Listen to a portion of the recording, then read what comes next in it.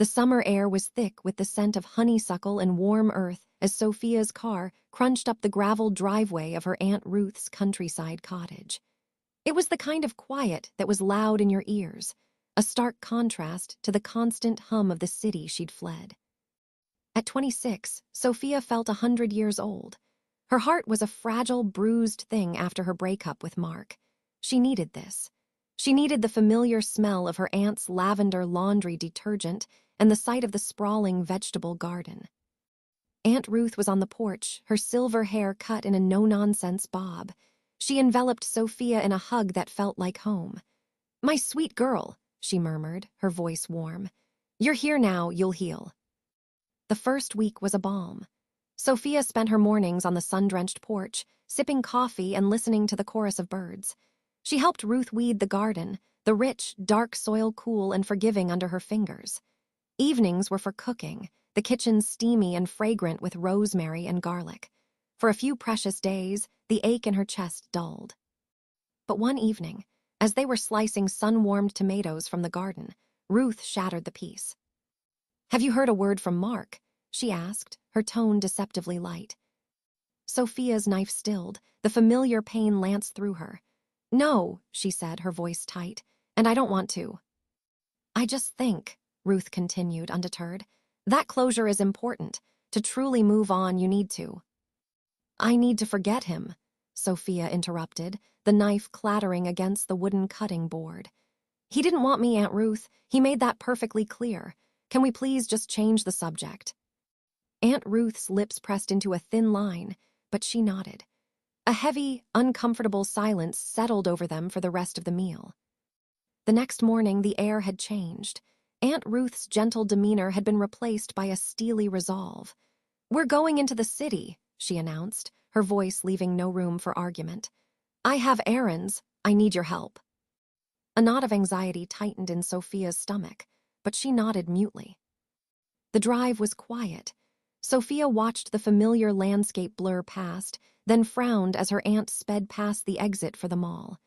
"Aunt Ruth, where are we going?" she asked, her voice edged with suspicion. "Just a quick stop first," Ruth replied, her hands gripping the wheel tightly. Her knuckles were white. Minutes later, the car slowed and turned into a small, dusty parking lot. Sophia's eyes landed on the sign, a flickering neon tube that spelled out Frank's Cuts. It was a traditional barbershop, the kind men went to. The window was slightly dusty, and a faded red, white, and blue pole spun slowly next to the door. Aunt Ruth turned off the engine. The sudden silence was deafening. "Come on," she said, unbuckling her seatbelt. "I need you to get a haircut, too." Sophia recoiled as if she'd been slapped. "What? No, I don't want a haircut. I love my hair." Her hand instinctively flew to the long, chestnut waves that rested over her shoulder. "It's gotten too long, Sophia. It's unruly. A good, short cut will be good for you. Make you feel new," Ruth insisted, her tone stern and final. "It's my hair," Sophia's voice rose in panic. "You can't just decide that." Aunt Ruth's eyes, usually so kind, flashed with impatience. "I've already made the appointment and paid for it. Now let's go, don't be difficult." She got out of the car and marched toward the shop's door. Sophia sat frozen, her heart hammering against her ribs. This couldn't be happening. The passenger door was wrenched open. Aunt Ruth stood there, her face a mask of determination. "Now, Sophia, don't make a scene." Defeated and trembling, Sophia slowly unbuckled her belt and stepped out onto the hot asphalt. She allowed herself to be guided toward the door, her legs feeling like lead. The inside of the shop was a time capsule. It smelled overwhelmingly of talcum powder, bay rum, and the sharp, chemical scent of barbicide. The floor was black and white checkered linoleum, worn thin in paths leading to the chairs. The silence was profound. Sophia's eyes darted around. Where is everyone?" she whispered, her voice echoing slightly in the empty room. "I booked the entire shop for us," Aunt Ruth said cheerfully, settling herself into one of the large, cracked leather barber chairs as if she owned the place. "For privacy." Sophia's blood ran cold. There were no witnesses. Two men emerged from a back room. One was tall and gaunt Edgar, with a carefully trimmed mustache. The other was shorter, bald, and muscular Buzz. They both wore stark white barber's smocks that looked impeccably clean. "Have a seat, miss," Buzz said, his voice a low rumble. He gestured to the chair beside Aunt Ruth. Every instinct told her to run, but her feet carried her forward. She sank into the chair. The brown vinyl was cold and slightly sticky against the backs of her bare thighs. The headrest smelled faintly of hair tonic and sweat. "All right, gentlemen," Aunt Ruth announced. "My niece here needs a good, solid chop. A nice, sensible bob to the shoulders will be fine." Sophia felt a small, desperate wave of relief. A bob would be a tragedy, a betrayal, but it would grow back. She could survive a bob. The two barbers exchanged a glance over her head, a look that was quick, wordless, and filled with a dark understanding that made Sophia's stomach clench. Aunt Ruth leaned over, her voice dropping to a conspiratorial whisper that somehow carried in the silent room.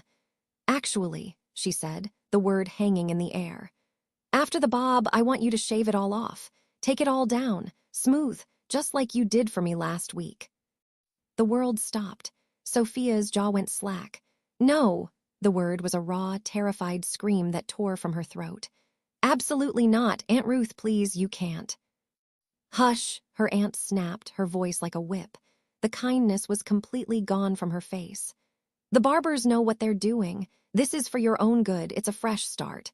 No more hiding." Tears, hot and immediate, spilled from Sophia's eyes, tracing paths through her light dusting of makeup. Buzz pumped the lever at the side of the chair. It rose with a hydraulic hiss, lifting her higher, making her feel exposed. Edgar unfolded a thick black cape. With a sound that was far too loud, RRRRIP, he fastened it tightly around her neck, trapping her arms at her sides. She was sealed in. "Please," she begged, looking at their stoic reflections in the mirror. "Please, don't do this." Her voice was a broken sob. They didn't look at her. Their faces were impassive, professional masks. Buzz picked up his scissors. They gleamed under the fluorescent lights.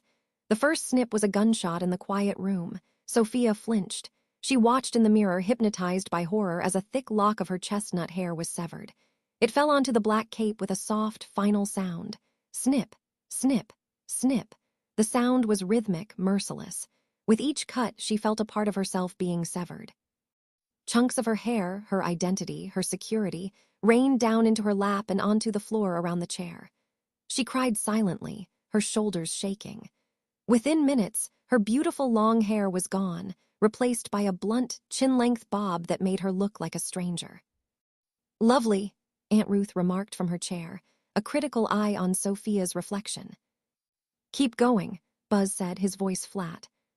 He put down the scissors and picked up the clippers. He plugged them in. When his thumb pressed the switch, the air exploded with a low, angry buzzz. Sophia squeezed her eyes shut, fresh tears leaking from the corners. This was it. This was the point of no return. She felt his large, strong hand on her head, tilting it forward. Then she felt it, the vibration. It started at the base of her skull, a deep, unpleasant hum that traveled into her teeth. Then came the cold metal teeth of the clippers as they made contact with her skin. They moved upwards in a long, relentless pass, devouring the bobbed hair effortlessly. She could feel the pulling sensation, the release, and then the shocking cold air on her newly exposed scalp. The buzzing was deafening, drowning out her whimpers. She dared to open her eyes. A stranger stared back from the mirror. A pale, blotchy, strangely shaped head. Wide, terrified eyes swimming in tears. Her head felt incredibly, unbearably light. Every whisper of air from the ceiling fan was a glacial shock on her naked skin. She watched, numb and disbelieving, as Buzz methodically mowed down every last strand of hair on her head. When he was done, her head was covered in a shadow of dark, sandpaper-like stubble. Before she could even process the horror, Aunt Ruth was beaming. "Wonderful, a perfect canvas. Now it's my turn again. Shave mine nice and smooth." Sophia watched, catatonic, as Edgar massaged her aunt's short silver hair into a white, peaky lather. Buzz took a long, gleaming straight razor from its hook. He dragged it across Ruth's scalp with a gritty, scraping screech sound that made Sophia's own raw scalp crawl. Aunt Ruth smiled serenely the entire time, even sighing with contentment.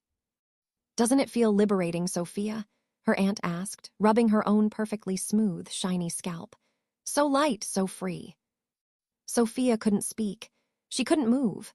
She just sat in the chair, imprisoned by the black cape, which was now covered in the soft, brown ruins of her hair. She stared at the bald stranger in the mirror, and silent tears just fell. If this story resonated with you, or if you've ever